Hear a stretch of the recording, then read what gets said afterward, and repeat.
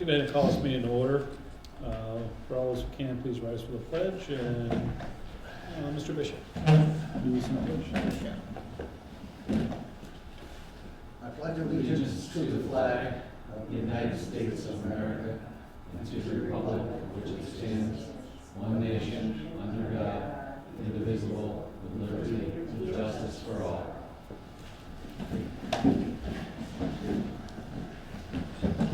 And just for the record of the board, so you know, if you look at the Zoom, you see Sabrina's .ai. I don't know what that's the reporter from Berkshire's. She's spread thin. She'll use this recording device, and it's like an artificial intelligence that just takes her notes and things like that. So, okay, let's go ahead and do a roll call. Chair Dever here, Vice Chair Bishop Here. Mr. Strout Here. Mr. Boyle Here. Mr. Esco Here. Town Manager Hutchinson. Here. All right, and then we have some minutes. If I could have a motion for the October 11th, 2022, with members present, Chair Dibber, Vice Chair Bishop, Mr. Strout, Mr. Esco. And make a motion to accept the minutes from October 11th, 2022 as presented. Second. Motion and second. Any discussion? Hearing none. All in favor? Aye. Minutes from November 28th, 2022. Members present, Chair Dibber, Vice Chair Bishop, Mr. Boyle, Mr. Esco. Okay, and make a motion to accept the minutes from November 28th, 2022 as presented. Second. Actually, I think you're absent, Mark, right? I get second. You can second the motion, Okay. thank All right, you. motion and second. All in favor? Aye. Opposed? Abstentions? Abstain. Motion carries. And one abstention. Minutes from December 5th, 2022. Members present, Chair Diver, Vice Chair Bishop, Mr. Boyle, Mr. Strout, Mr. Esco. Okay, and make a motion to accept the minutes from December 5th, 2022 as presented. Is there a second? Motion second. Any discussion? Hearing none. All in favor? Aye. Opposed? Abstentions? Motion carries. Minutes from Monday, December 19th, 2022. Members present, Ms. Vice Chair Bishop, Mr. Boyle, Mr. Esco, Mr. Strout. I make a motion to accept the minutes from December 19th, 2022 as presented. Second. Motion second. Any discussion? Hearing none. All in favor? Aye. And one abstention. And motion carries. Minutes from Monday, January 9th, 2023. Members present, Chair Dibber, Vice Chair Bishop, Mr. Boyle. Okay, and make a motion to accept the minutes from January 9th, 2023 as presented. Second. Motion second. Any discussion? Hearing none. All in favor? Aye. Opposed? Abstentions? Abstain. I was not present. Okay. Motion carries. Thank you. Great. Let's see. Moving on to public address to the board. This is a time when the public may address the board on any item listed on the meeting agenda or on any issue or matter of the town. If you intend on addressing the board at this time, we ask that you do the following. Please identify yourself by name, address, or the company institution you represent. Public address to the board segment will last no longer than 30 minutes. Please make your comments concise and try not to repeat statements made by others. Please address your comments to the board chair. Discussion or debate on any issue may not take place at this time.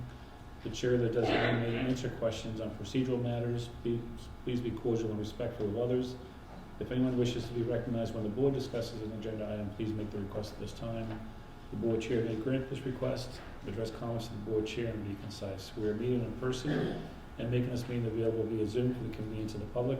Since we're meeting in person, we'll not be responsible for any technical difficulties.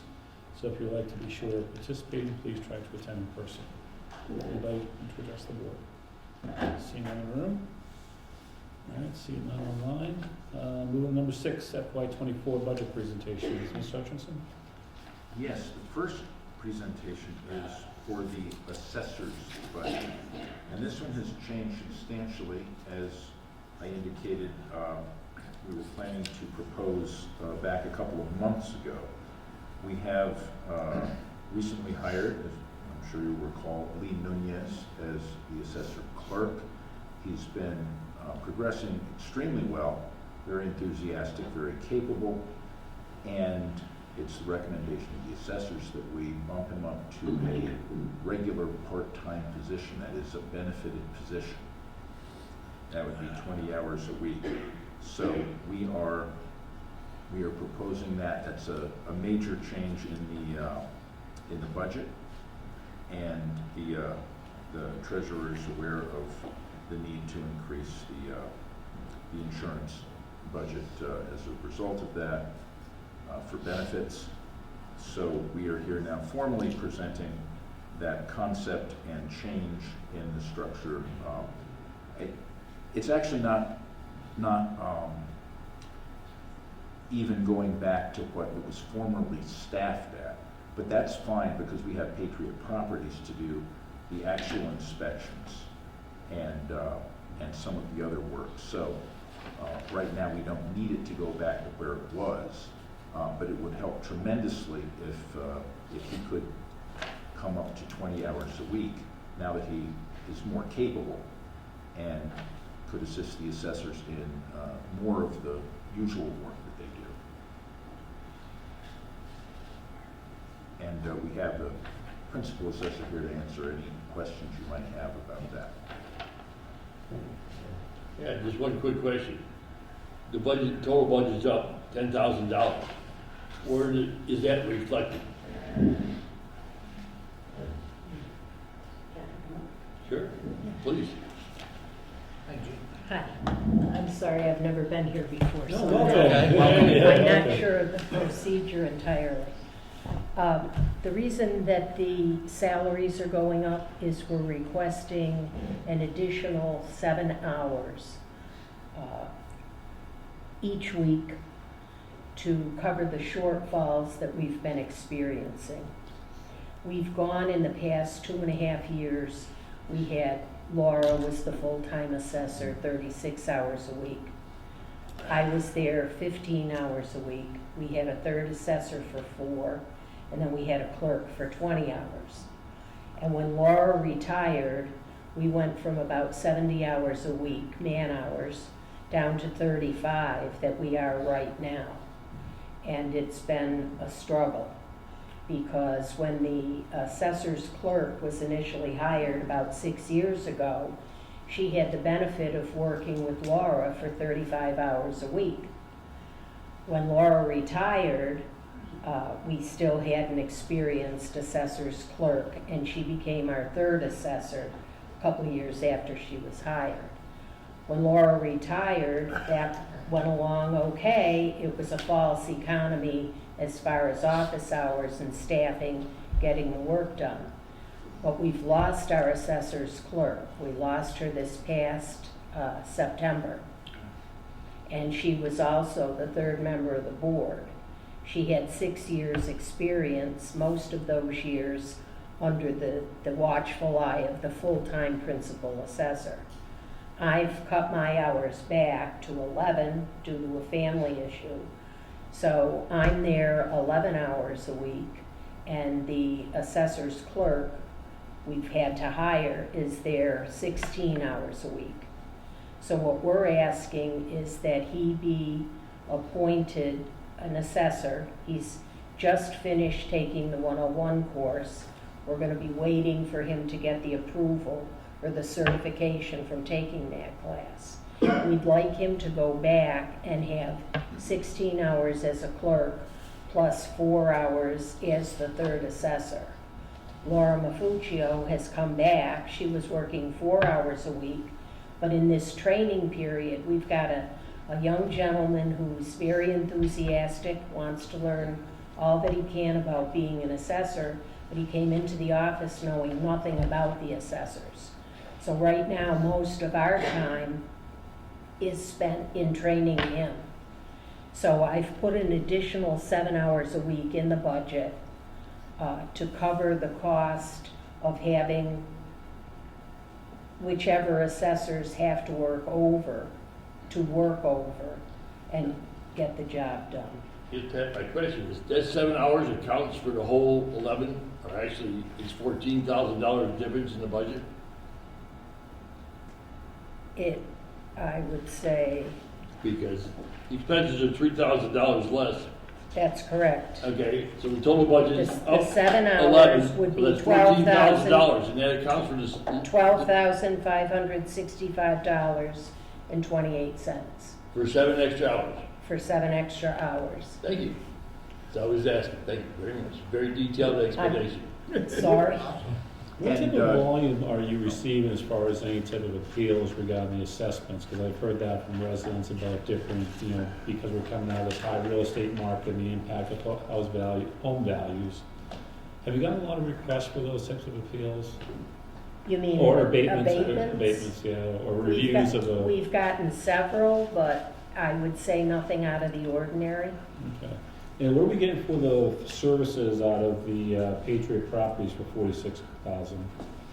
Patriot Properties is doing all of our field work. That had fallen behind before Laura retired. Okay, They are going out in the field, they're doing all the personal property, they're doing all the business accounts. The state mandates that we do what they call cyclical inspections. Mhm. Every 10 years you have to go into a property. That's real estate as well as any business property. The town was behind on those, so we had to contract with Patriot to help us out with that. They're doing all the real estate, they're doing what we call, they're doing the building permits, they're doing the mandated cyclical inspections, and they're also doing what we call callbacks. That's where somebody took a permit, didn't complete the job in a year, it's not finished, so we have to keep going back and checking on it to see how far it's okay, progressed. great, thank you. You're welcome. Appreciate it. Any other questions from the board? Just one more point. The 20 hours does come from the lines 5112 and 5113, so that 4 hours of the position is being paid as an assessor and 16 hours being paid as the assessor's clerk, just to make that clear. Mhm. And if I could just interject one more thing, we don't intend on using the full additional 7 hours a week, every week. We're budgeting because we want to be sure that we have enough money in the account so that we wouldn't run over. But I would say that it's probably going to be more in the 3-4 hour a week range, if that, so that at the end of the year, there'll be money to turn back in. Well, by budgeting for 20 hours, he's eligible for the benefits. Correct. Okay, so you should use them for 20 hours. You don't want to. Oh, no, Pretend no, you're giving we it to will somebody. use them for the 20 hours, Okay, yes. thank you. The 7 hours is beyond that. Yep. Any other questions from the board? TA? Yeah, Great, thank you so much. thank you.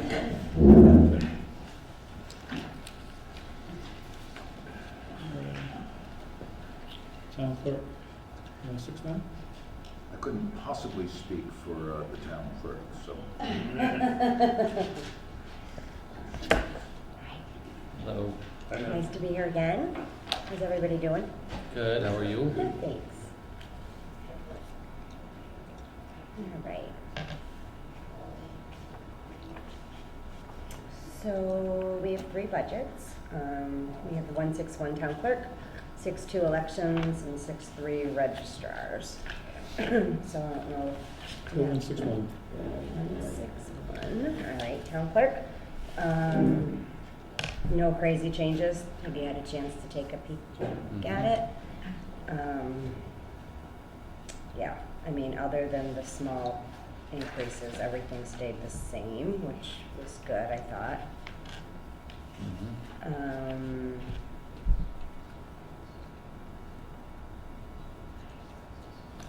I don't know if you have. TA on this one, I mean, it's pretty self-explanatory. Yeah, it really is. I mean, it's cut and dry. Level on the expenses and the Yes. obligatory salary increases. Just real quick, this is the time. I don't see the COLA raises on this one. That is a good point, actually. Yeah. Is that not? On the elections. So, On the salaries, 161? 161 for town clerk. I don't see that it has COLA raises for the a step increase, but I don't see the COLA raises. That's a good point. So I will check into that. I thought I I looked mean, at I that. think regardless, it's TA for me. Yeah. Because it's built in anyway. Right. Correct. I just want to make sure that Yeah, no, that's a you're good, getting your money. Is what I want to that's a hear. good point. Thank you, thank you. Yeah. I actually just saw the wage matrix for the first time when I was doing this. And I did send everything over to Sandy, just to make sure that all my numbers were okay. CA with this COLA adjustment? Yeah. Yeah, Okay, and I'll check on that. Thank you, Mark. because it shows up here. Yeah. And the next one. Yeah, so this one's a little bit different, both the registrars and the elections, and I mean, we could almost look at them together. So I did include all the COLA, the 2% COLA on all these folks, and they kind of stand out because they are not included in the new wage matrix. Okay. These are all of our election workers, our warden, our assistant warden, our tabulators, our checker tellers at annual town meeting and special town meeting. So none of these folks are listed on the wage matrix. The only estimate that I have is the police officer's rate. And that's because my budget had to come before you and I needed a good estimate. So it might be a little high, I think, but it should pretty much be good ballpark. And we'll tweak that. And that's not very many hours anyway. And same thing with the registrars. So again, we have the folks that make up most of that budget that are not regular Yeah, employees. this one, huh? What's the, one second. What's the equipment setup for 216 pay rate, 2 hours, 1 week, 648 total budget, 24,432, and 2% COLA? That's not a salary. That Is that a role? Like, what are the, I understand the police officers, that's part of their on-call rate estimate, the tabulators, but equipment setup, that seems yeah, like that a shouldn't function have of a a role. COLA. I'll change that. I see exactly where you're talking about, Joe. You guys see that? Mhm. Yeah, that shouldn't be on a COLA. Is that somebody on staff that does that, or is that something separate, you pay somebody else for the equipment setup? Should that be an expense, not a salary? I think in years past, hasn't that mostly been, What's that? you did that? You did that? The equipment setup? Yeah, I do the equipment Yeah, stuff, so that's past. I'm able to get that done inside of my timetable for work hours, so So I'm not I don't wanna be nitpicky here, but Yeah, I just yeah. don't know what equipment setup is for $132. Yeah, no, I get it, and that's always built in the budget, and I thought that it was, But where does it go? What is it? a setup for elections. I know, but are we paying someone in our staff additional, or are we paying an outside service to do it? As far as I know, Pat. Do you have an expense on that? no, so what it is I think previously, Yeah, with the other superintendent before me, used to put his hours in with the clerk. yes, that's what it And is. I've been able to work that into, not work it into my budget, but I've been able to try to set up in my working hours, so I don't have to take from their budget. I'm able to do it within my hours, or if I come in at 5 a.m. to set up, I usually leave at like 1:30, something like that. So I'm able to work the schedule so it's not being charged to the clerk. That would only be if something happened and I was going over my hours or something like that, but since I have been there, I've been able to work my schedule around what they need for those days. I just don't recall seeing it in the past, so just kind of catching Yeah. it under. Um, I would recommend if that's an expense, put it under the expense. I don't know, Tom, what do you want to do with that line? I mean, we Just- could it seems eliminate it. weird. It seems strange. It's 216 an hour is the pay rate, or is it just a block? That's just a block. I mean, and I went back many, many years, and I guess that has always been built into the Okay. budget, but Pat's probably correct in the If fact that is that. the hourly rate, I'll put it in. I'll do it. It might be best to keep something in case we had to hire somebody out to do But it. then it would be an expense. It wouldn't be a salary. Right, Right. So that's what I'm saying, move it out of the salaries and put it in the expense line, that's fine. I just don't see it as a salary. Yeah. Because if we're not moving the money into your salary Right, budget, and, yeah, I don't know, but it just, Mm-hmm. anybody else? Am I just overthinking this? No, I think it should, it could be, it could be moved below. So that other charges and expenses. Yeah, Okay. because then you could hire some contractors to do that and not get the $5 Well, million. I know previously, I think before this building was built, the superintendent hours were less. Okay, So it was always built into the clerk's budget to pay the extra hours to the superintendent.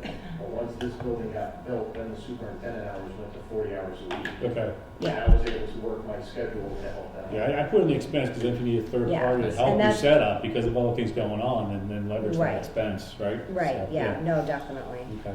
We'll do that. The other side, I mean, if we're hiring or using internal hours, you know, let's say it's not Pat who's doing it, it's someone else, you may wanna keep it in. There's an argument for keeping it in, but I don't wanna Well, confuse the issue. Yeah, Well- and I don't feel strongly about it either way, to be honest Probably with leave it you. I alone know for this that's the year. way it's been, but I'm fine with moving it. I understand your reasoning. I just think it's weird, that's all. Neither here nor there, nothing to, Heather, is Worry this, about. this one related question. Yes. Is this accurate? The police officer gets $75 an hour? So, because they weren't ready with their budget stuff and I needed to be ready for tonight, Yeah. I spoke with Becky. And I just asked her to give me, so last year when we budgeted $70 an hour. I think that's the contracted on-call rate, John. Is it? It's gone up? Last I knew it was 55. Now it's To 75? 75. Okay. Is She that thought accurate? adding a little bit would be But that's safe. what it should reflect anyways, it should be their on-call rate. yes, it should, and if that's what you got from Becky. That is what I got from Becky, I would yes. trust that, but it has been 55. That's Yeah, true. well, then, Yeah, so I something guess check that's in my there. question. If it's 55, how come it's 75 for the town clerk? Well, we'll double check that. Okay, All right? Okay. so just TA anyways. TA, I mean, if you wanna move that, that's fine. I don't have much of an opinion either way, I suppose. Yeah. At this point. And that was for elections? Yeah. Yes, yep. Okay, And I'll 160. check on both of those things as well. You can just drop us an email, that's not, nothing. Okay. Yeah, yeah. Just no, work that it out sounds in good. time. Yeah. that's fine. Okay, We're fine. sounds good, thank you. Registers, 163. Registrars, yes. Not much has changed there either. See- Level funded except for the COLAs. Yeah. I'm just thinking of a taxpayer seeing this and saying, who would pay $250 an hour to? Same concern I had in the last one. That's kind of what my main concern is. If somebody sees that, who would pay $250 an hour to? Oh, that's, yeah, nope, so that's different, Joe. So both the first item, so under salaries, the 5112 at 856 and the 5116 at 250. Those are actually clerk fees that are collected twice a year, which is why they're put there. Clerk fees. Yeah, so it's, one of them is the, well, we'll go with last year. So in last year, it was $839 divided by 2. That's included in the town clerk pay. So it's a twice a year payout. It comes in the last week of June and the last week of December. Honestly, Sandy handles where it comes from, I'm not quite sure. Okay, we just need, And the 250 is the same thing. For Okay. being the supervisor of the registrars, it's always been 250. It's in Mass General Law. It's just a one-time payment. Yeah, It's it's not clear in this $250. document, sorry, it's not clear in the document. of what it is. Yeah, Well, maybe just in the future include an explanation in 5116 or in the description. Yeah. So the So we- 5112 is the supervisor of the registrars. That number gets divided in half and paid out twice a year. And the 250 is level funded, and that is in Mass General Law, Okay. Chapter 42, Section 19G. So it's actually 2 payments of $125 each. yeah, the second page is clear, the historical page is clear. Yes. Yeah, we can add that to the description. Just the description. Yeah, that's fine. Yeah. Yeah. Okay, so yeah, TA? I think that's it, right? Awesome. Thank And I'll you. check on those other things. Thank you for the suggestions. Thank you. No, it's eight. If the duty work is $55 an hour, it should be reflected as such. Yeah. Budget. I will double check on that. Yeah, I know you. I will. I might have hurried them along, and like I said, I just kind of called and said, I need a decent figure, and that's what. But I'll check with them. Thank you. Excellent, All thank you. good? Thanks, yeah. All right, awesome. Thank you, Thank Rob. you. Thank you. Thank you. Thank you. All right, we got Information Technology Services, 157. No change, not bad. Good.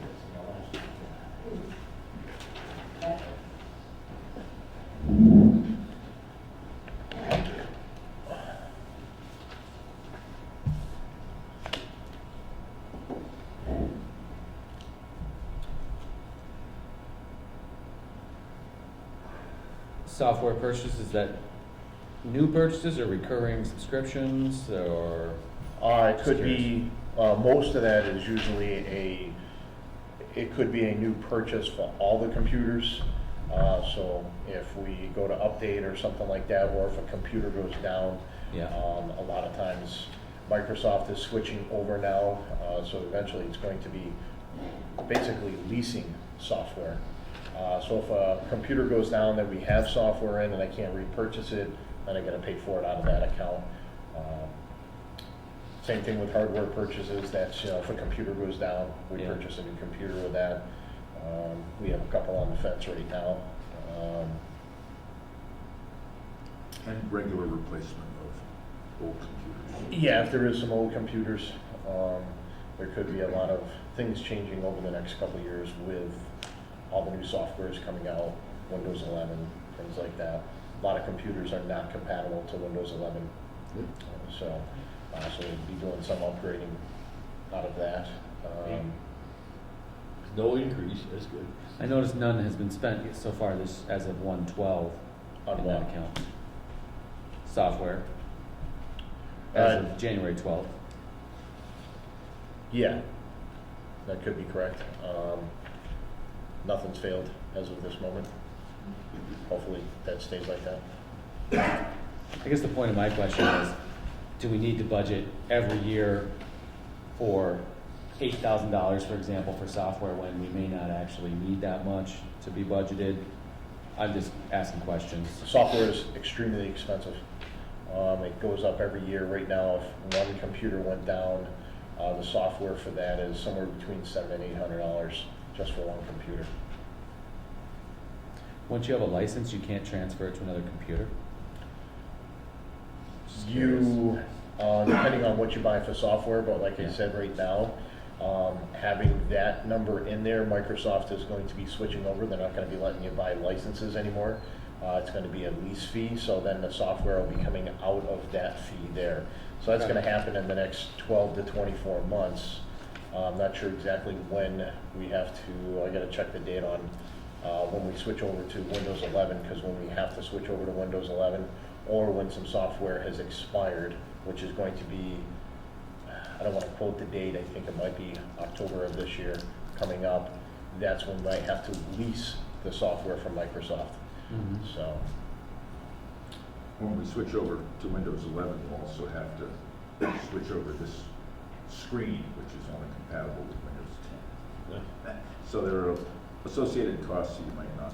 No, that's fine. I mean, I have no problem with the level. Yeah, It's level because funded from everything- last year, but Yeah. seeing we haven't spent any this year, so I'm wondering, well, what's the point of gotcha. putting 8,000 in there? Are we really gonna use that money? well, this year was also trial and error because we increased the cost, and by increasing the cost, we also included in the senior center, the police, and the highway. So the police have had a few computers go down at once, and when that happens, we have to replace them. You can chew up 50% of that software budget very quickly. Yeah. So, Yeah. Is Still everything have a year to Windows? go. What's that? I mean, there's still 6 months to go. Yeah, that's why I don't like saying, Yeah. Yeah, I understand. I hate jinxing it. Wherever we can save a few dollars, the taxpayers would appreciate. Well, like I said, so I'm recording everything, what's being spent. We do have some other expenditures that are gonna come out of this towards the end of the year, which is part of one of the costs is the fiber grant that we received, so some money's gonna have to come out of this. So overall, you know, what we have to pay attention to is the bottom line. So that's where it comes down. So we could end up spending close to that $68,000, but it's the bottom line that we have to watch for is really the biggest thing. So I've known about those expenditures coming up, so I've been trying to really maintain the IT budget very closely so we make sure we have the additional money that we need for the fiber grant that's going to cost some money. I think we're doing that sometime in May, getting that installed. Yeah, and the $20,000 that you granted to the library from ARPA money, that's going to upgrade their computers from Windows 7. Yeah, So that's. we don't have any 7 operating, do we? Windows 7, no. Okay, I was gonna, In the library now. Yeah. One software cost that's not in here is, we have a software cost for antivirus, and that's usually about $2,300.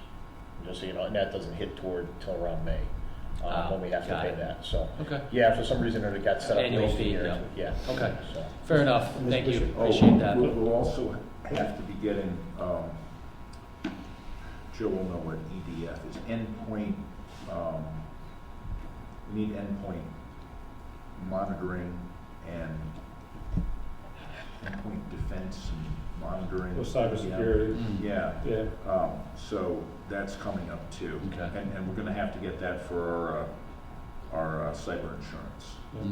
okay. Okay. Mr. Bishop? Pat, approximately how many computers do we have that you serve in the town? Well, there's a minimum of 2 computers in each office. There's an additional computer in the clerk's office for the dog licensing. Then we have an additional computer for banking needs for the treasurer.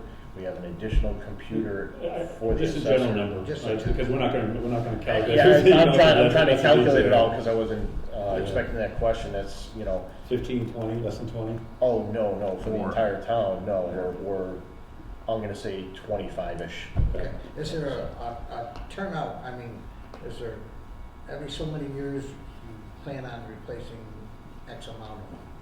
Yeah, so I have a little system written up in my office, and how I will be doing this, I'll have to work with Tom on this, because he likes to try and make sure we use our budget instead of capital improvement, and that's what I've done with a lot of maintenance things, but when it comes to the computer, it's just more expensive, so I try to look at what years we did the computers, so the next level of computers that will have to move up will most likely be Tom's computer, along with our financial team, which is the accountants and the treasurers, as those are closing in on about 5 or 6 years old.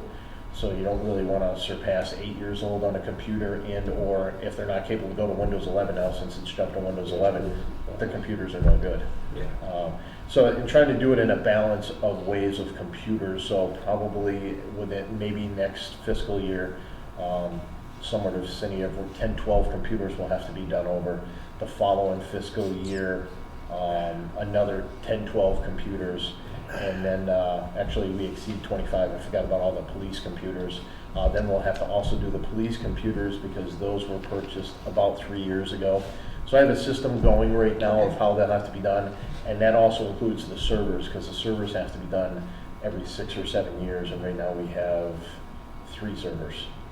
Thank you. One follow-up to that is, some of the financial offices also have specialized software that's within their own budgets Yeah. that they manage, and you'll be seeing an increase from the tax collector for hers, because she needs to get out of the whole system she's in and really make an There upgrade. are a So it'll be couple another $1,000. Yeah, I think it might be under information technology. 2+ years ago, we had an audit for cybersecurity.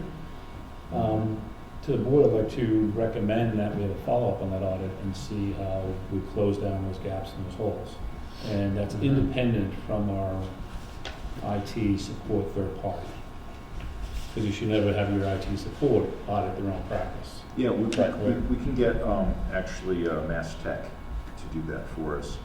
And I will note that as we have cybersecurity insurance now, and every year they're getting stricter and stricter, Yeah. and we have to verify that we are following all of those practices. So Yeah.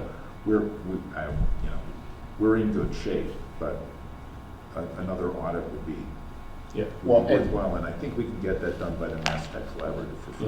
Yeah. Yeah, and then another software cost that just got put in that's probably not showing on yours because you're saying you don't see anything out of software is just paid for Barracuda, which is the, covers our email security. Yeah.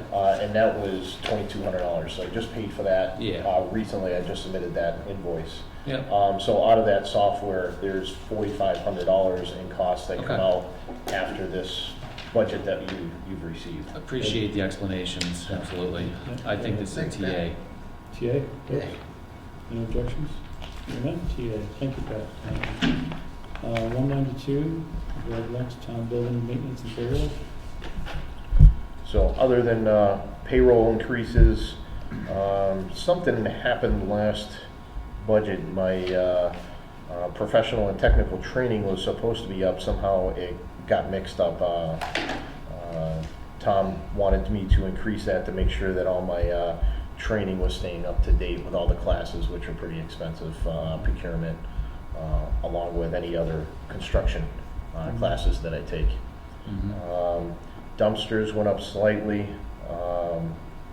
The other one is just some groundskeeping supplies, as I'm sure everybody has seen that finally got all the trees completely replaced around Town Hall, and just making sure there's enough funds just to help carry the upkeep of all the new living trees at Town Hall.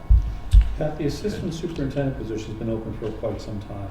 Yeah, What are the challenges? Is it the pay? Is it the benefits challenge? Is it just candidates? Well, part of it is because it's only part-time, so it makes it a very tough challenge. So a lot of the applications or resumes I've been getting are a lot of people who are working full-time that are looking for part-time hours after work or on the weekends, and I'd rather make sure that I'm hiring the person that is needed for the position. The position is really needed for somebody there in the mornings, because that's really the challenge for me, especially in the wintertime with the weather. Having somebody there in the morning, having somebody there after 4 or 5 o'clock doesn't really do any good for me, because it's the morning that is always the challenge, trying to get around to all the buildings and get them cleaned up and done, because Yeah. 4 or 5 o'clock, everything's closed. You're hustling in the morning. Yeah, yeah. So that's the challenge of being just a part-time position, and all the applications I've been getting have been people, just like anybody who's looking for something part-time. I think I was gonna work with Alyssa the next couple weeks here on redoing it to make it so you see that it's a part-time morning position. So I can have that person in the morning. So that's what I had before. The person would work for me in the morning, and then they would go out to highway in the afternoon. Is that pay rate, right? You just see this all over the place, like, because I think it is, based upon our pay scale. But it's been open for how long now? Alyssa, do you know the open date? Over the summer, August. Just this past summer? I thought it's been longer than a year. Well, I had somebody there part-time that worked a couple mornings a week, but once football season started, because they coached, Okay. that's when that time ended. Okay. So they were there for about a little over a year. All right. TA? TA.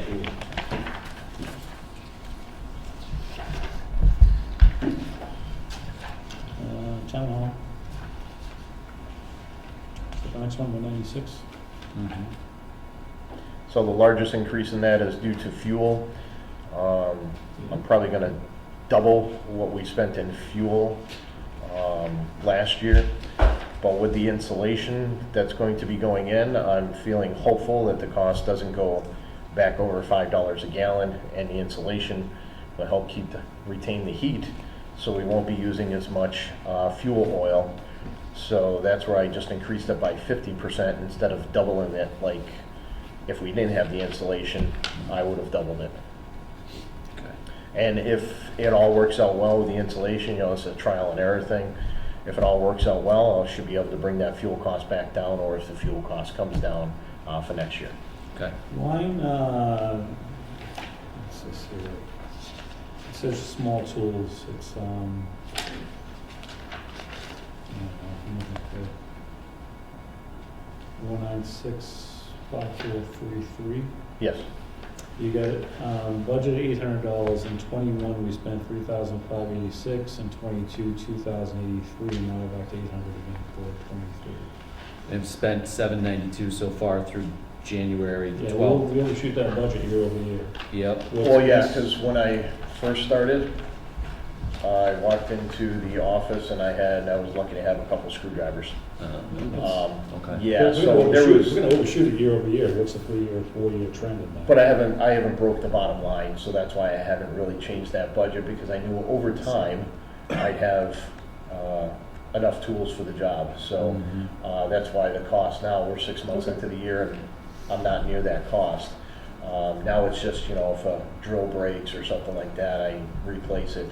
But now, and along with that, one thing is everything is locked up. Because when I first started, I was told, oh, there was this, there was that. When I showed up, there was nothing. Yeah, so everything's locked up now, so nothing has legs anymore. That's Nice. excellent work, thank you. Thank Yeah, you. who do we TA. buy our, just quickly, Yeah. who do we buy our oil from? Right now, Marabito won the Okay. bid for that. Is it a bid every year? It's bid every year, yes. Is the bid, you get a fixed price and guaranteed through the length You of can the get- contract, you or can get- subject to, if their costs go up, our costs go up? No, right now it's at a fixed rate. So usually every year, you know, I talk with Sandy Yep. and we discuss whether we're gonna go fixed or variable. Mhm. I don't know what happened this year. I never heard anything, and for some reason it went to fixed. Because every year I've been doing variable because it came down. So right now, yes, we're paying more than the cost of oil out there right now. We're locked in at $4.79 a gallon. I had conversation with Marabito and I can't change it. It's a signed contract. And That's probably good. nothing I can do. Right, well, you know, I checked one company that's always fairly, you know, good oil, and it's, right now it's running about $4.34 a gallon, so. The only thing that's helping us this year is it's actually turned out to be warmer than normal. So, but we're locked into a certain amount of gallons, so my hands are tied. I can't change the price. I did call and make a request to see if we could switch it, but it's already locked Hey, in. great work. Yeah. All right, TA on that one? Yeah, That TA. was- Okay, now we're on central supply. 197, just flat budget, no changes. TA. TA? All right. Thank Excellent you, work as Pat. always, thank you. Thank you. Yeah, Appreciate it. no, this is great. Appreciate your work. Good Thanks stuff. for taking the time with us. Yeah, no problem. Let's see if I can have a motion to open as a licensing board. So moved. Is there a second? Motion second, any discussion? Hear none, all in favor? Aye. Opposed, abstention, motion carries. We now open as a licensing board. Discussion on cost of seasonal alcohol licenses. This is a carryover from our last discussion. Where do we want to begin, Ms. Hutchinson? Well, you recall that as we presented the proposed policy to you, there was a range of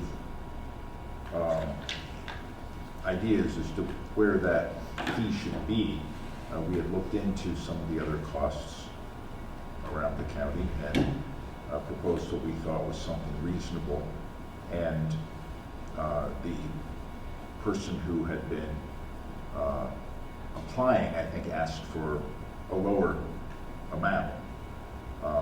But the pros and cons pretty much came out in that discussion. And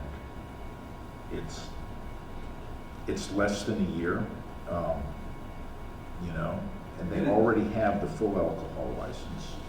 On the other hand, it does allow further functionality and more space, and that's what's needed to get them what they want. So we didn't feel that what we were asking for at half the cost was unreasonable.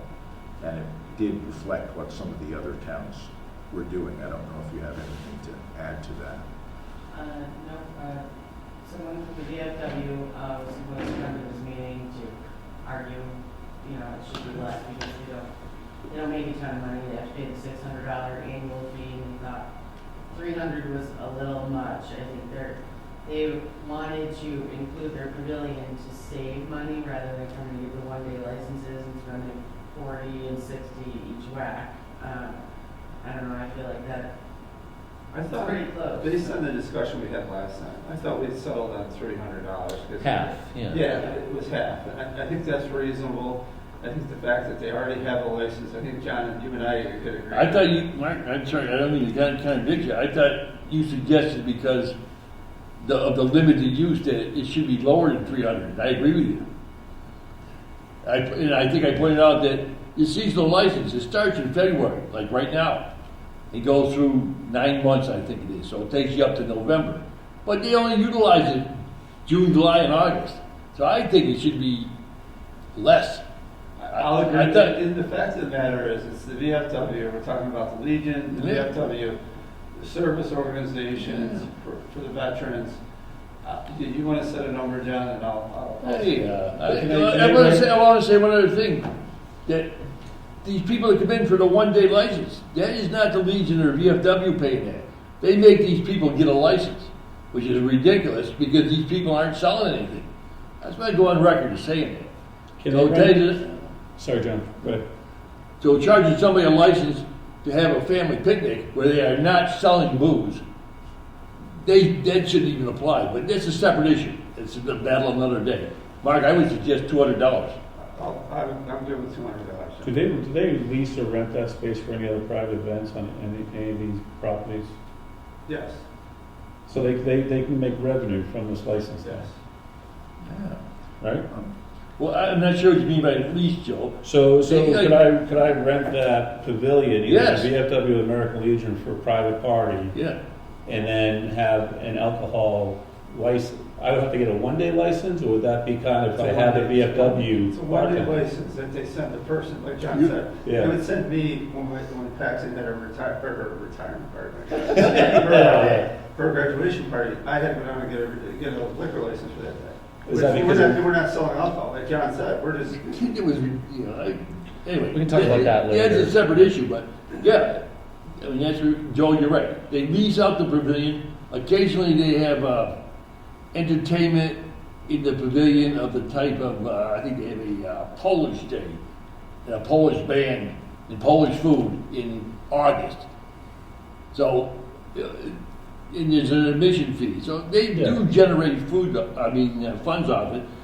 And two, they're now gonna have a bar out there where people that have a party don't provide their own beverages, and they buy them at the bar, they're going to generate cash there. Yeah. But it's not gonna be a heck Yeah, of so a we're lot. talking going from 300 down to 200, that's not a Yeah. bad. The other thing I just wanted to add to John, get back up on Yeah. this. These organizations are dying out. Oh, yeah. Big Yeah. They're time. scraping by for money. So Yeah. I think anything we can do to assist them, I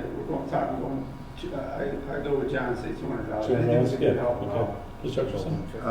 Just as a slight counter-argument to that, this wouldn't just be for those organizations, Right. this would be the town-wide policy, so if Right. anyone else wanted to do it, that would also be the amount that they would pay. I just want to Yeah. make that clear. That's absolutely So- true, Tom, but past history, because we don't even have a price for this, it's never happened. Well, so let's just, argument's sake, on that point, if we take a Zinkies, and Zinkies somehow, I don't know what the, I'm just kind of throwing it out there. If they decide to have open seating outside in a separate area, they would have to get this part-time, this $200 license to do so. If it's not connected It's to not the, con- yeah, Yeah, I think that's the. so if it's the not key. connected to the premises, Yes. so, okay, all right. I really see it, I think it's it's fine. really being the only two places that. I do too. Just for the record, I'll put it in the form of a motion. I move that we set the, price for a seasonal license at $200 per the season. I don't know the exact dates, but I think it starts in February and goes to November. It's a long time, it's like 9 months. It's ridiculous. Second. That's the law. April through January. Why don't we, can we define our season time limit? Yes, I. Because it might end up in an Last- argument if somebody else comes back with a $600 license going, wait a minute, what am I paying for 600 for when you can get 9 months for 200? So can we name that season from I had it, April I think we to, can, we may be able to make it stricter than the ABCC. We couldn't make it any. so we say April 1 to October 31st? Yeah. We define the season as being from April 1st to Well, yeah. October You 31st. can do that now, we can check with the ABCC and then if they take precedence, then the state will take precedence, but if not, then your motion will remain. Doesn't matter. I'll amend my motion I don't to think it make matters. the season be defined as from April 1st till October 31st. Second. Motion second. Any further discussion? Well, I thought it should be more, but I'm the outlier in this discussion. So add to it, what's the argument? What was that? What's the argument for more? Add to it. Oh, because originally it was for 9 months out of a 12-month year, so my reasoning and not thinking about any special consideration for any organization and the good work that they may do, but just purely on the merits of the fairness of the math, 9 months out of a year, I argued, should warrant a higher fee than half, but I understand the argument if it's a financial hardship for some of these organizations, I get it, but it is a blanket policy, and so it doesn't just impact them. You could I don't say know. higher value for profits versus not for profits. We could adjust this all we wanted to, right? Yeah, that's a slippery slope, right? Not really? No. I mean, I guess it's more policy Yeah. to keep track of. Dan, I think you gotta remember, that they already, and this goes for any organization, or any business, they already have their liquor license. Yeah. So they've already paid their $600 for their liquor license. This is just asking to, on top of their like $600, to now be able to serve it 25 yards down on the Yeah. property. Frankly, for something like the VFW, I'm surprised that their existing license doesn't cover it, and I guess it was the I ABCC agree that with said that, it didn't, right? Right, I agree with So- that. They didn't allow it. Yeah. So, We could say in spite of zero. the fact that their investigator came out to Dalton and investigated it thoroughly, as Alicia can tell you, and she recommended it. She was an ex-state police detective too. Right. She recommended it, these guys said, well, the buildings aren't connected, so we're gonna turn it down. Yeah. That was ridiculous, but. Yeah. Okay. But I can support the 200. I mean, I anything we can do to lower costs as well is still recoup some of the costs the town incurs as a result of managing these licenses, the applications. I think 200 seems reasonable at this point. I can Melissa support has it. spent many hours on Yeah, this. yeah, you're perfect, yeah. Any further discussion? We have a motion and a second for $200 for a seasonal license. Any further discussion? Hearing none, all in favor? Aye. Opposed? Abstentions? Good compensation, motion carries. Thank you. Just to clarify, did you want to change the dates that we're doing the seasonal alcohol license? April 1st, October 3rd. October. So a motion to close the licensing board. So moved. Is there a second? Motion second, any discussion? Hearing none, all in favor? Aye. Opposed, abstentions, motion carries. Moving to number 8, mini ARPA grant review and approval, Open Space and Recreation Committee for $5,350 for equipment used for softball and baseball fields. Mr. Hutchinson. Yes, a need has been expressed that some equipment that is used to maintain the fields needs to be replaced. The most appropriate place for this request to come from is the Open Space and Recreation Commission. And I would recommend that we buy that, we give them the equipment that has come to our attention needs to be replaced, and that will be property of the town of Dalton, but we can loan it out if necessary. I have absolutely no problem with this, but I don't understand why it's coming from this committee, how we can give the committee to purchase this equipment. This is a function just carried out by the highway department. Well, you can give it to them. Well, yeah, great question, Mr. Boyd. I'll add to this. Ms. Hutchinson, thank you for working through this one with me as well. This originally came in from the CRA because they part of our agreement with the CRA is all the recreation programs in town. But through ARPA funds, you can't give the ARPA funds directly to another organization that's not tied to your budgetary structure. The need is certainly there, and they would maintain the fields using our equipment, and that's where we kind of thought it fell under the recreation part of Open Spaces Recreation Committee. And the mini grants were especially for the 500 and 600 account numbers. Yeah, for the Open Space and Recreation Committee is within that intent. Right, whereas Highway Already approved. fell under the infrastructure side of what we were doing before. I read the paper in different towns, with ARPA funds, they've given money to non-town departments. Yes, this came in under the mini grant program of the select board, Yeah. which was for 500 and 600. I just think it should go directly to the CRA. As a technicality. Yeah, I can't, I guess, so. That's not legal. Yeah, you can't. And I see it done in other towns, they give money to private Yeah, organizations. if they get audited, they're gonna have some challenges. Yeah. That's for sure. Fine. So we would own the equipment. Yes. That's Yeah. what this accomplishes. It's a town asset that we then loan to the CRA to do the services that we have otherwise contracted them I see. to do. So they would no longer use a contractor then? No, we still have the agreement with them for all the Got it. programs. They were just use this equipment to take care of the baseball fields. Yeah.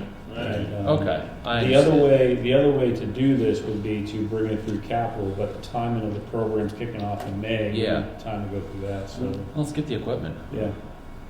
So then we'll figure out a way to manage it with the CRA and the equipment side, but it's a town asset. Motion, please? Yeah.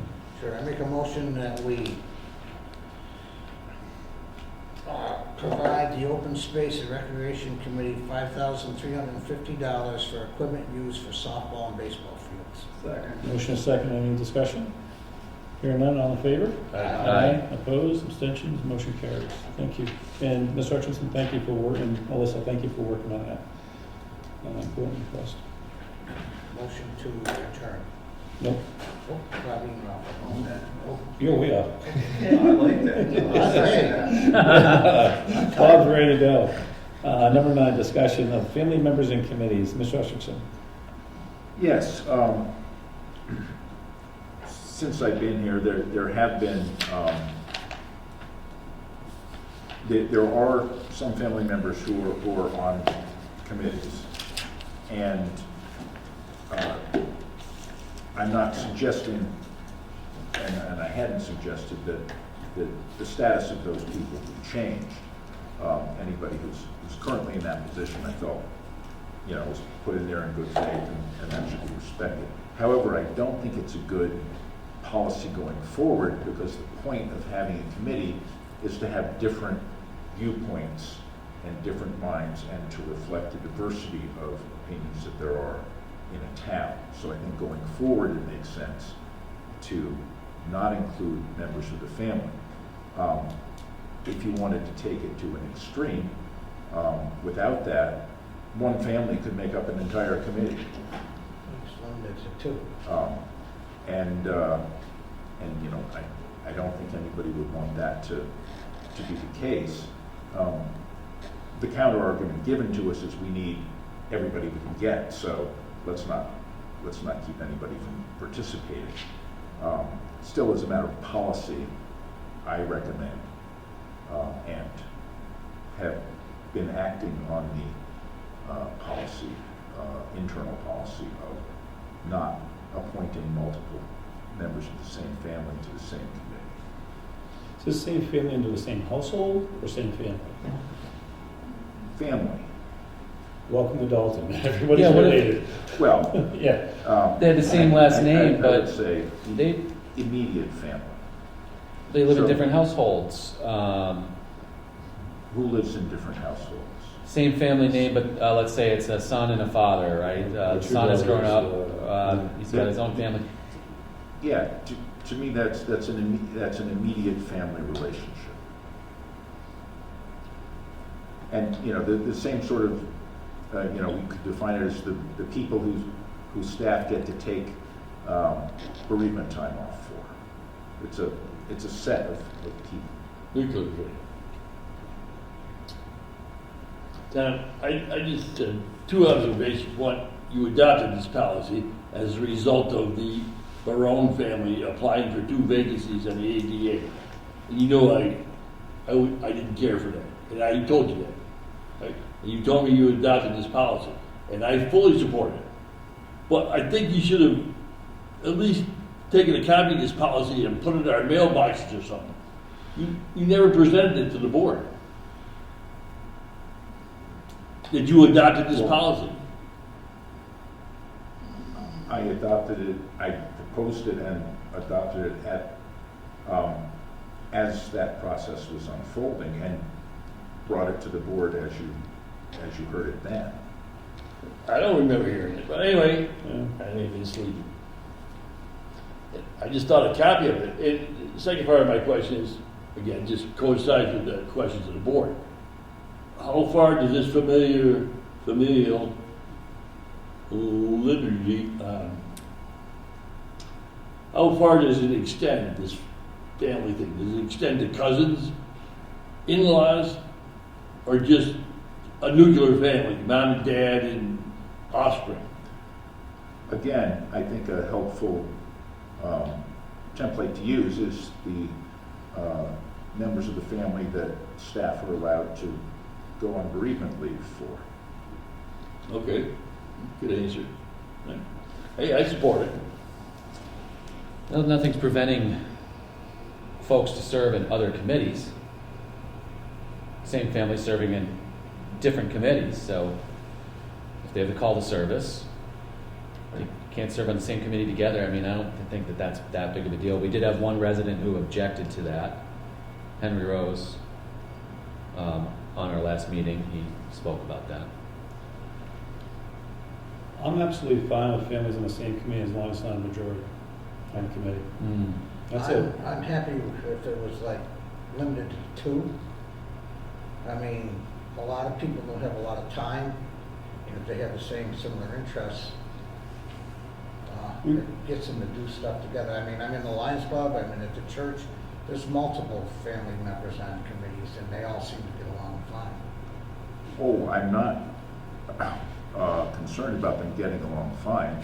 I am concerned about dominating the policy of a committee. And of course, if they're not a majority of the committee, that's less likely to happen. But if there's 5 members of a committee and 3 show up to a meeting, all of a sudden they're a majority present. Yeah.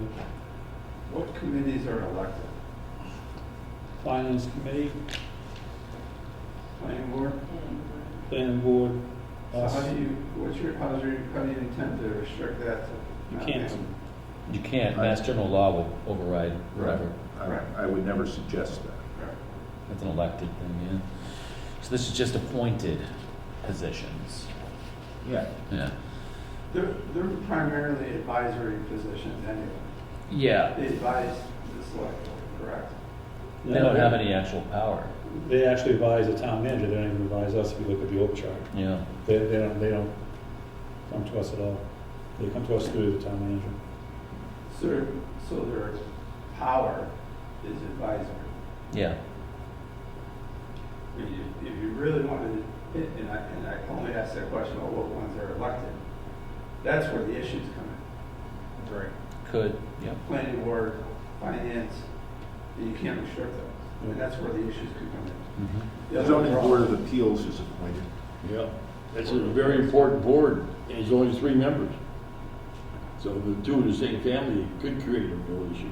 But Dalton Redevelopment Authority. Yeah, Dalton Redevelopment That Authority. has power. He does? The ZBA Buy definitely and sell has. property? Oh, yeah, we do. Yeah, we did. Who appoints the ZBA members then? The Select board. Yeah. So, yeah, I mean, I guess once you frame it like that, the ZBA does have a lot of authority. And they certainly, if there was 3 members of the same family, they could certainly make decisions that would be potentially in their best interests. I don't know. You throw it, it doesn't have to be 3 members. I mean, 3 friends say, hey, why don't we work, well, True.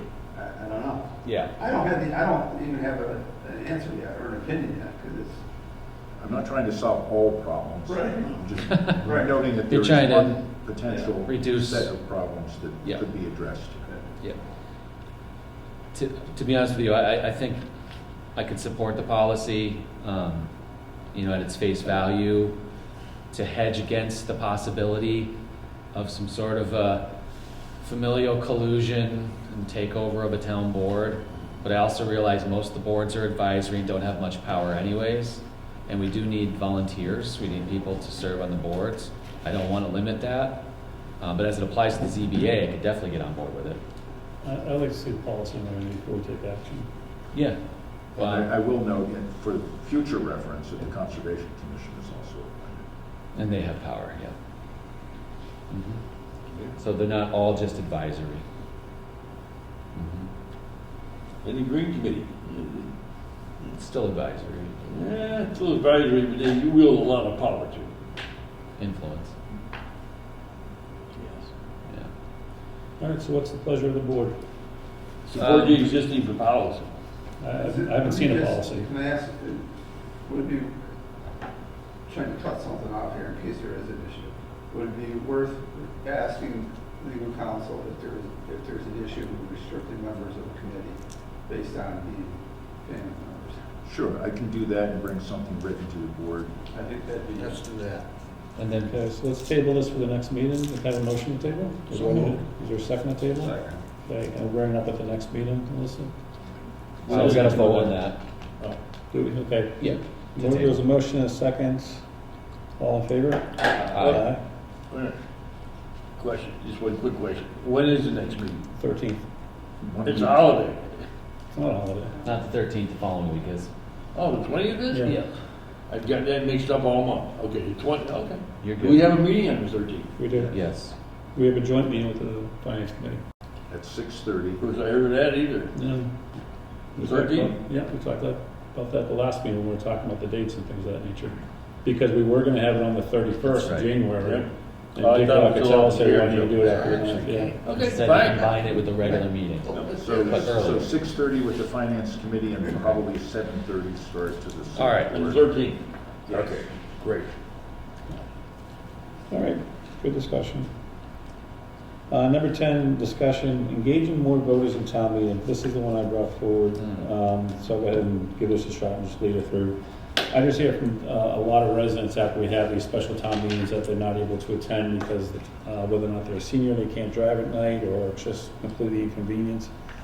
And we see some town meetings that's about 140 voters making decisions for 6,000 residents. It gets kind of interesting. So I'd like to propose that we somehow figure out how we engage more voters to participate in town meetings and special town meetings. And how do we go about doing that? So A, looking for suggestions, we have a few. I'll just mention them just to start the conversation. One, have town meetings on Saturday, 10 o'clock in the morning, 11 During the o'clock in day. the morning during the day. Yep. Have like a babysitting service or some volunteer service so parents can drop their kids off in a safe space. Transportation for seniors, somehow figure that out. Maybe send it over to the COA, have them put their thoughts into it, but we're making some big decisions in these meetings. And I see very big decisions coming down the road here in that next meeting. So just how do we engage more voters? And some may argue, some of the town may argue, well, that's not a good thing, whichever way you go. But when you see 130, 140 people at a town meeting for 6,000, oh, how many votes we have, 4,000? 4,400. 4,400? Yeah, that's a real point. So, and what we learned from Heather last meeting is that we can't do early voting for town meetings, and that all makes sense. We can't do ballots or Yep, you can't do that. So the only option we have is to all gather at one point in time and have these votes. And how do we help make it easier for residents, whatever age demographic they are, to participate? Joel, I think that's a great idea. A lot of towns do the Saturday for just that reasons. I think Easdale does it. There are 3 or 4 towns in Berkshire County that do that. Well, what's the mechanism? Is it simply a vote by this board? Or is there a legal mechanism to change the date? It's in the bylaws, so it would have to be a town meeting vote. So, Town we meeting. would have to take it to this town meeting Yep. in May to change it for next week. Yes.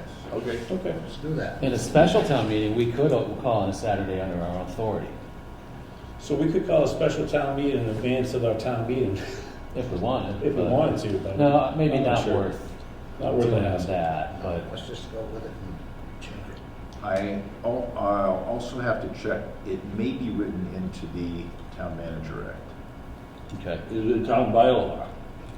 Or is Yeah, that what well, would- the town meeting would have to change it by law? Right, and the Town Manager Act is also a bylaw, Yeah. but because it's a special act, that would have to be approved by the legislature. Well, let's let the ball roll and just, see if we can, Let's see if we- if the board, if you guys approve. Absolutely. Any I'm other in support ideas? of moving it to a weekend to Saturday. No, it would be a good idea, at least try It it. had to be, it couldn't be Sunday. You run. No, not Sunday yet. Let Tom see what the legal mechanism is for us to be able to do that, to make a change like that. We could talk about the merits of it more too. I mean, we haven't exhausted the conversation, but how's everyone feeling about weekend versus a weeknight? Mark, what do you think? I'm fine with that. Yeah, that'll be good. Absolutely. I'm good with that. Yeah. Somebody, I don't know what was made a really good point. A special town meeting, I think we have the authority to set the Yeah. town meeting, to set the time. So we could implement that at our next special town meeting. You can say it's Saturday afternoon at 1 o'clock or whatever. Yeah, those would be Yeah, flexibility those- for the specials, yeah. Yeah. And then in terms of other strategies, some sort of childcare, if we can Yeah. coordinate that. I don't know how we would do that exactly, but also in transportation, You can see, you get the coordinate the COA. COA. Yeah. So can we ask the COA for their opinion? Is that something like I should write on behalf of the board, or is that through you, Tom? Okay, all right. Get a liquor license. Seasonal. Now we got, yeah, Do a raffle, get them there. we can have a stationary factory, have AC/DC play or That's something. right, we'll do a Yeah. concert for That's them. funny. There you go. So, Ken, why don't we, maybe bring us back end of February, early March, or whenever we Mhm. have something, so, okay. I think the last meeting in February is going to be busy. Yeah, so maybe start Early with March. March, yeah, great, thanks for that We can get discussion. the report on Walker Brook on Okay. Yeah. February 27th. All right. Number 11, Barton property update, Ms. Hutchinson.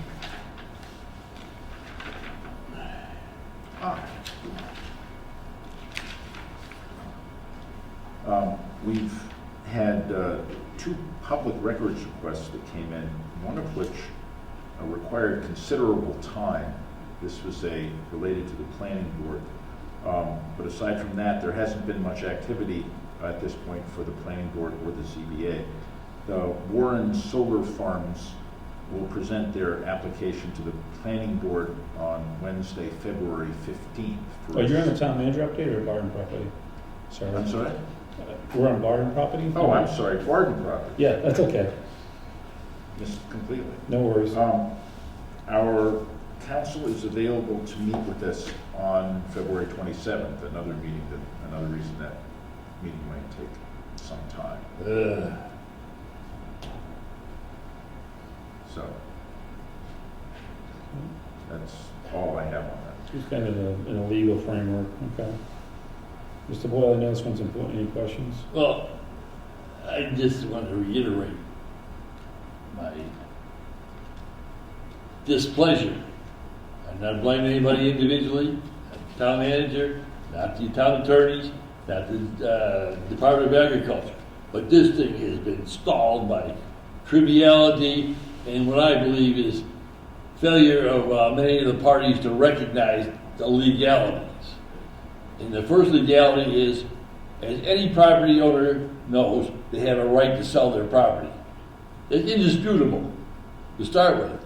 And second, we bent over backwards, or folk have bent over backwards, working with the agricultural department, regional office in Amherst or Springfield, wherever it is, to facilitate a farmer getting an option, which I'm told they have, to buy the Windsor property.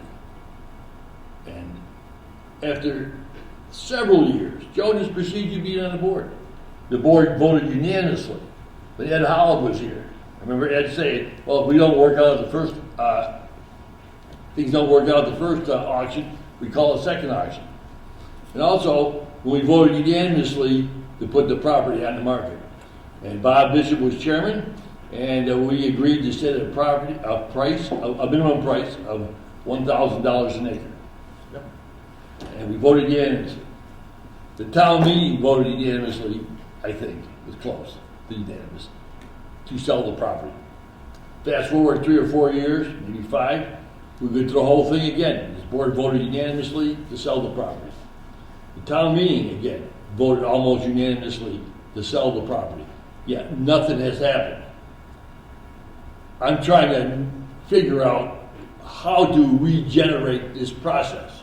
Either the town manager or the town attorney or the Department of Agriculture seems very happy with this plan that was laid out to them, that someone acquired that and then may possibly be the successful bidder at an auction. But nothing has happened. And if you recall, in August, I asked the town manager when he suggested that there was a few wrinkles to work out, I quote myself, think we'll be able to do this by November 1st? And Don said, well, if things work out, yeah. Well, here we are in February, and nothing is happening. And I would very much like to see something happen on this board. Obviously, the town is very much committed, this board is committed, the town is committed. We've had visitors from adjacent farmers to come in and sit right in front of the board and tell them that they're interested in acquiring this property. Yet, nothing is happening. What's the problem here? Is it, I think it's the lawyers in Boston. I don't think they understand this, because I know well, having had some of their emails here, whenever you ask them a question, they don't know the answer. So they called the Department of Agriculture, or email them, I have the emails right here, some of them, and asked them, can you give me an update so I can tell the good folk in Dalton what's going on? So possibly we need a new lawyer. Our lawyer has contacted the general counsel for the Mass Department of Agricultural Resources, who forwarded the issue to one of the MDAR's lawyers, who contacted our lawyer and said, let's talk about it. Our lawyer said, I need to confer with the Dalton Select Board first to find out. I'm not sure exactly what she wants to find out. I recommended to her that she bring together a representative of the Mass Department of Ag Resources and someone from the Office of the Inspector General to try to sort out the issues surrounding the disposition of real property. I don't think she has moved forward on that front. I'm not sure what she has in mind.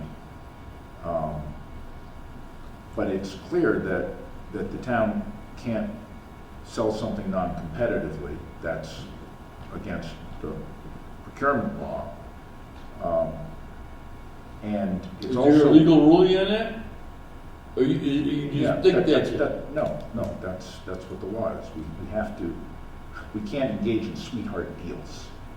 No, but if we have an open auction and whoever shows up is the high bidder, how can that be called non-competitive? Because the agriculture group requires us to sell both parcels. Actually, they don't. To the same, we have a conflict of law. Yeah. That's the issue. So not that nothing's happened, but we're waiting for a legal opinion, clarification between our lawyer and MDAR to tell us exactly what the next step is we can do. And if we're only dealing with MDAR policy and not a regulation, Right. then MDAR can change its policy. We can sell the property through a fair process and they sorted out afterwards. Another wrinkle that I discovered that I reported on earlier was that apparently MDR can't own property at this point. There is a law submitted by Western Mass legislators that would allow MDR to own property. I was under the impression that they had the right of first refusal to take APR property. If they can't own property, then that is not true. So we need clarification on that as well. I have presented all of these issues to town council and don't know her opinion on it. But I would hope that she would be able to suggest a way through after giving options for how the select board wants to proceed. The only way we can proceed is follow the dictates of the town meeting, and that's sell the property. That's right. And the vote by the board. That's the dictates, that's the mandate, that already exists. What else Who is cares there what for it us? is, why do we care I what it agree, is? that's the goal. Okay, not the goal, is the mandate. Yeah, Not a goal, it's not a fictitious pie in the sky thing, this is No. what's been voted on. yeah. So the Department of Agriculture can't own property. So what? Why do we care? Why do we care? Put the property up for sale and see what happens.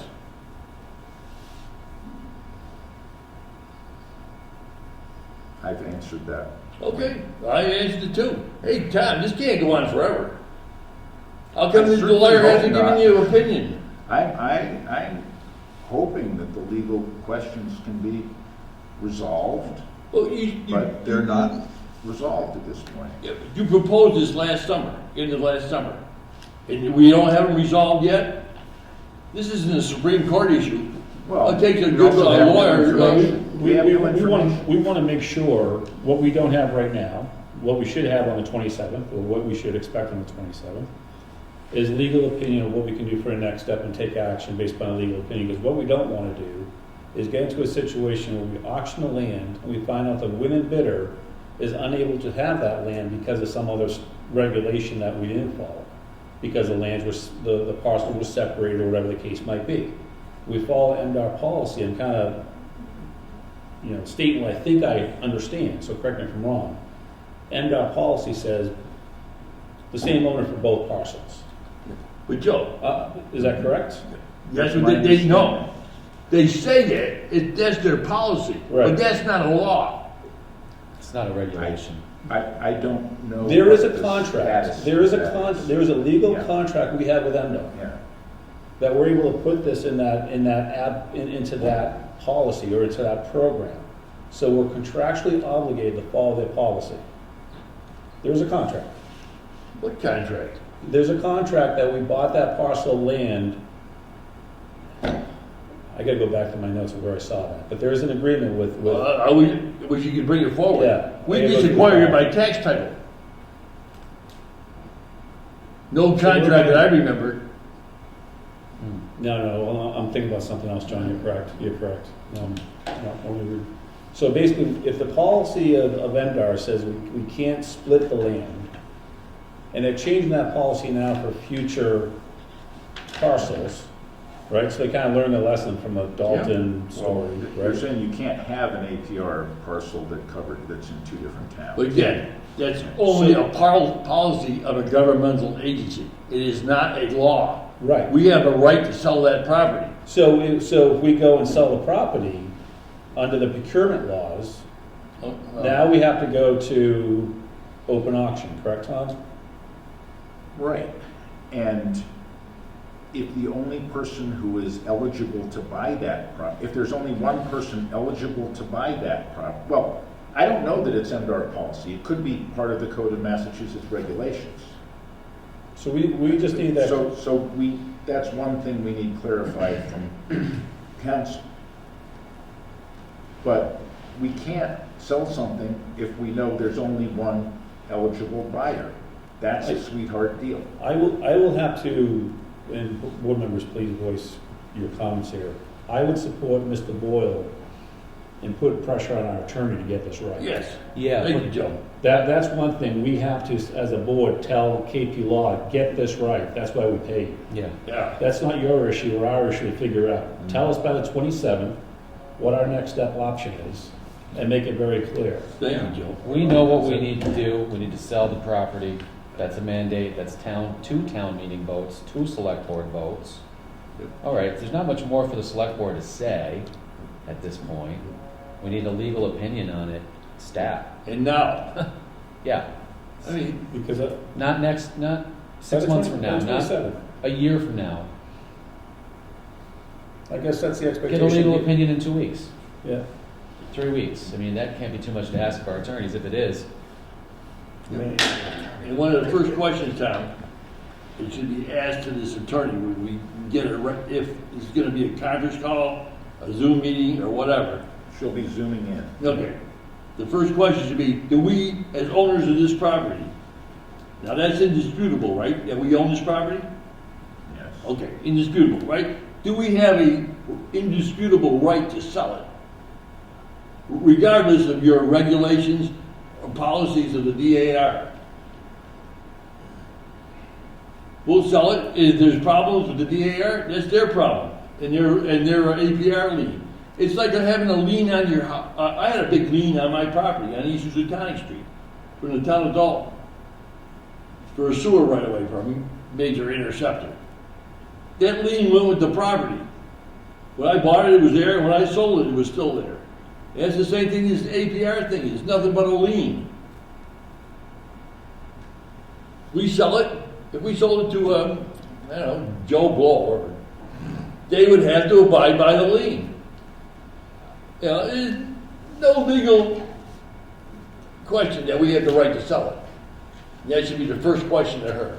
Yes or no? And she has to say yes. That we have the legal right to sell it. I think that's what's been in dispute.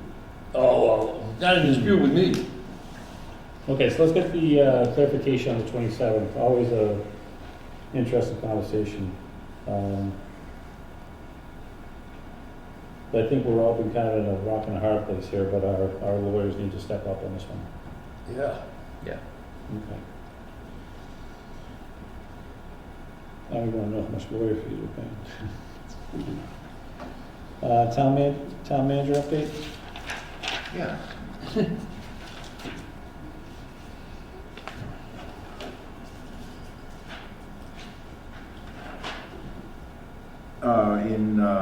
In planning board and CBA news, since I'm covering that, we have had 2 public records requests, one of which required considerable time. But aside from that, there hasn't been much activity at this point for either the planning board or the ZBA. The Warren Solar Farms is to present their application to the planning board on Wednesday, February 15th. That's the solar array Citizens Energy is planning to put up on the old Warren landfill. The Council on Aging would like to have a cheese and wine tasting. We will need a 1-day insurance payment for that, not from Maya, but from a company they do business with for these purposes. We will also need a 1-day liquor license. Who was that in case of name? The Council on Aging. Oh, yes. A 1-day Yeah, beer, so they have to get licensed. for a wine tasting, yeah. Are they selling anything? They're just giving it away. Again, we're back to the same issue. Question. I don't think you need a license if you're not selling it, but Yeah, but if we're it's just my distributing, years in the we need the business. insurance. Yeah. To serve, license to serve. Yeah, It's not just selling. It doesn't yeah. have to be commerce involved. It's serving. No, I don't think so. My understanding, having been in the business as well, but Yeah. A budget heads up. We're looking for a stipend increase for the emergency management director, and probably some other more minor increases. The emergency management director stipend is proposed to go up about $6,000 based on the actual workload of maintaining the continuity of operations plan, the comprehensive emergency management plan, and the hazard mitigation plan, going to MEMA meetings, holding quarterly emergency management advisory council meetings, managing the web page and related social media, as well as Code Red, keeping everyone appropriately trained, and starting a community emergency response team program, which I'm very enthusiastic about. That's organizing neighbors to help neighbors. So that's going up 6,000 from what? 6,000. I just want to make that clear for the record out there in Yeah. the It's going up press land. $6,000. That's the proposal. Doubling from 6 to 12. So I'll give oh, go ahead. The $12,000 would mean paying about $20 an hour based on the projected workload. But it is a stipend and not an hourly pay. Moving on in my update for now. Since Dalton Division Road is on the Transportation Improvement Program, we are required to submit a form on an annual basis to maintain its place. Thanks to a good team effort, but Jessica and I were able to get that done in plenty of time. Great. I've applied for technical assistance from the Massachusetts Broadband Coalition to draw up a digital equity plan. This will be a free service to identify populations potentially underserved in terms of internet access, IT literacy, and related issues. Following this, I expect to apply for a grant. Details on the program have not been finalized for addressing those needs. I anticipate that one underserved population might be the residents of housing managed by the Dalton Housing Authority, and have reached out to Sue Gregory and Bob Mary to see whether they think that would be a good project. Since Pine Grove Manor is on the route of the coming fiber optic ring connecting town offices, that seems a good candidate for exploring the possibilities. Pomeroy Manor would be more of a stretch, but perhaps also fundable. And again, that grant program is not formed yet. I'm considering asking the Department of Revenue's Division of Local Services to conduct a financial management review for the town. I think one was done about 10 years ago. This is a free service that can identify where we are on the spectrum of best practices and provide advice on steps to have a more robust system. That actually includes general town management. It's more than just the narrow financial management. But it's an excellent program, and it's a free service, and we get great professional technical advice for the town. Now, the police department has requested consideration of another funding request from ARPA for tasers. The tasers come with a 5-year contract, which makes it a good candidate for ARPA, as having a contract more than 3 years becomes an additional item for town meeting consideration, together with its approval as a capital item. This is because a number of their tasers are outdated, and they have to share them between officers. The ones that are not outdated have to be shared between the town officers. I think there are 3 working units at this time. And that's my update. Okay. So we'll put that ARPA request on the list with the select board, because that's the second agenda Yeah. item we have with them, and CBRSD and I just ARPA. wanted to give you a heads up. Yeah, That no, that's great. just came in. That's okay. And can you email your report out? I always like to refer back to it, I just don't take notes, I listen, but if you could email out to the group, that'd be great. Yeah, I post them all on the web. Oh, you do? Just so Okay. you know. All right, okay. So they're all there, but I can email this No, out that's, too. as long as, I forgot they're on the web, but thanks, Tom. On the town website? Yeah, on the town manager page. Okay. I didn't know that. I'll check it out. Future agenda items.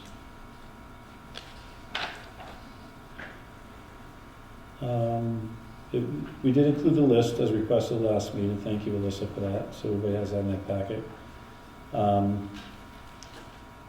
That detailed presentation of streetscape I asked in September was specifically when Bud is ready to present it to the board, to come and do a detailed presentation of that. We're now in February. I hope that we can have that presented to the board and with some proposed, I would recommend some proposed options of what we possibly could do with what StreetScan is offering. So for the board, I had a meeting with Bud a long time ago, back in September, taking a look at it. And let's say if we give Bud, I don't know, 150,000 for roads, he can plug in 150,000, the system will tell him exactly what the priority should be. So, but it'll list all the roads based upon the conditions and the cracks and the horizontal cracks, the vertical cracks. But I think a detailed presentation of that to the board would be educational and informative. And then we know what we invested the I think it was $14,000 for that program, to see the output of that. And I think we saw like, I think our first presentation of that was like a one or two page packet, but there's much more detail when you see that software in action. So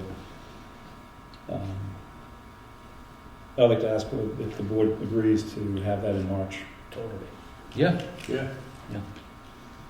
And then with the bargain property,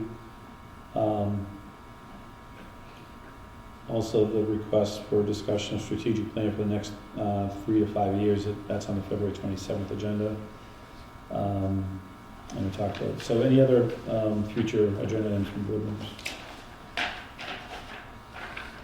Not at this time for me. Okay. Any items not anticipated 48 hours before the meeting? Hearing none. We launch to the select board? Yeah, Joe, just something quick. I just had an inspiration. As you know, I'm your elected Central Berkshire, North Central Berkshire delegate to the MPO, who is in charge of financing road projects. And Joe's on the TIP committee, which is sort of an intake committee. They take in the projects, evaluate them, possibly put a price tag on them, and recommend them to the MPO. But I was thinking the other day, I was thinking of Orchard Road and how it's going to require extensive work. In fact, I believe, Tom, we have engineers working on it now. Orchard Road. There are, yes. Okay. So, it's being engineered because, as Mark Strout brought to our attention like 3 years ago, the water problem over there in back of those houses that are on Pease Avenue. Yeah, there's a lot of issues over there. So I thought possibly that we may turn this into a project suitable for the MPO and the Berkshire Regional Planning Commission to undertake as a road reconstruction project. And it would qualify because it connects 2 state routes, 9 and 8. Now, that takes a while, as we well know. But because the engineering is partially on the way, very positive, having the engineering done with those folks down there. And second, if you do this project right, it's probably going to be pretty expensive. I would estimate that probably at least $1 million to do the drainage, possibly even a sidewalk, and do everything that needs to be done. So if we could turn this into an MPO project, and maybe put a blowout patch on the bad spots on there, as we've done on other roads, we could submit it as a project to the MPO, and as Joe being on the TIPS program, they would see it first, and Joe could give it a boost, and then we can get it to the MPO and get it funded. It's just a thought, no commitments today, just something to think about. Of course, we'd have to talk to Bud. You want to put that in the future agenda as a Orchard Road strategy? Sure. Okay. Melissa, do you capture that? We are going to be submitting for a grant. The same one we submitted for last year, we got good feedback on, and they said, well, if you change this and this, you have a good chance of being funded, so that's good. That doesn't mean... For the reconstruction of the road, Orchard Road. Yes. Okay. I'm sure you knew, I knew what you were talking about. Yeah. And so that's just a little bit of an update on that. You know, we haven't done it yet, but Bud and I are working on that. So that's just something to consider as part of that. If we got this on the tip, Yep. that would be funding for 6 years down the line, probably. It may be, but getting the engineering, the engineering is a thing about a time frame for construction. Yeah. I mean, If the obviously, you engineering's should done- know this after Dalton Division Road, but Yeah, if the engineering's already in the process, yeah. you probably would need an upgrade, I mean, extent of the engineering to include the drainage problems. As Mark pointed out 3 or 4 years ago, and we looked into this, that water accumulation behind Pease Avenue is supposed to go into drainage that goes down, across Pease Avenue, down Diamond Terrace, or whatever, one of the streets, and over to the brook. And you go there in the springtime, Yep. it's a swamp, it's a pond. It's a big pond, a fleet of Canadian geese and ducks. So that would have to be part of the project to alleviate that water problem, and that's gonna be expensive. Yeah, one question, is Route 8 a state route or just a state numbered? Is it a state road or a Yes. state route? Yes, Main Street through Dalton, Route 8. Through Dalton, Yeah, it's 8 and 9, right out here. Right over here. and then continuing from Dalton? And it goes up to Windsor. Well, 8 goes up to Hinsdale, then turns south. Right, is that a state road? Yes, Not, absolutely. not just a numbered route? No. So the It's state definitely does state. maintain It's a route? state road. Absolutely. Okay, good. So you would be connecting 2 state roads. Oh, right, because That's we're big. not eligible for the money that we would get if it were just a numbered road. Yeah. I knew there was an issue in there somewhere. Okay, yeah, definitely, state maintains it, owns Yeah. it, right through the Main Street South. Another option for Up water. to Hinsdale. Yep, well, it's code, 8 and 9 run code Yeah, terminus, and they split up down here by Cumberland Farms. so the state, the important thing is that the state maintains it beyond Oh, where yeah, it splits. yeah, all the way up to Washington, Beckett. Yeah, definitely. So another option for Bud to consider as we look at the strategy for Orchard Road. And we can put that on our agenda for the 27th, so we're looking at 3 to 5 year strategies. Mhm. So, Yep, and that's why I said, maybe, throw a quick blow patch on the dead spots. The whole road isn't bad, it's just that one area there, where it levels up. all right, it's an option. Any other remarks for the select board? Just one? Good luck to the Kona cheerleaders on the chase for the national championship this week in Orlando. Yeah. Go Lady Warriors. Announcements. Let's see. Annual car permits, bag stickers, recycling only car permits are available for purchase at the transfer station and on the town's website. The town of Dalton currently has the following job opportunities: highway mechanic, building and grounds assistant, town cleaner. If interested, please visit the town's website or call the town manager's office for more information. There are numerous committees and boards with vacancies. Please see the town website for more information or reach out to the town manager's office. Dalton Police Department would like to remind the citizens of Dalton of the winter parking ban that went into effect November 15, 2022 through April 15, 2023. There's no parking on streets between 1 a.m. and 6 a.m. Central Berkshire Regional School District will hold a public hearing on the proposed fiscal year 2024 budget at 7 p.m. on Thursday, February 16th at Wacona Regional High School. Residents of CVRSD are invited to attend the hearing.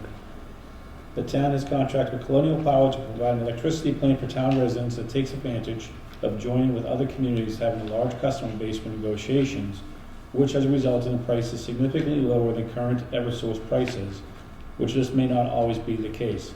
For more detail, visit the town's website or call the town manager's office. Next meeting is scheduled to take place on Monday, February 13th at 7 p.m. And we'll have a joint session which will be open to the public as well, beginning at 6:30. The joint session with the Finance Committee, to review the CBRSD budget at 6:30 on that same evening. And with that, can I have a motion to adjourn to executive session for reason 7, for any general or special law, which will be reviewing minutes from previous executive sessions. It will not return to open session. I have to do it 2 different ones. We do? Okay, all right. Motion to adjourn. For a second? All in favor? Aye. Aye. I make a motion to go to executive session for reason number 7, for any general and special law, to review minutes from previous executive sessions 12/19/2022, and not return to open meeting. Motion and second, all in favor? Yeah. Is that a Roll roll call? call. Roll call, Mr. Boyle, Yes. Mr. Esco, Yes. Vice Chair Bishop, Yes. Mr. Strout, Yes. and I'm a yes. And with that, good night, Dalton, thank you.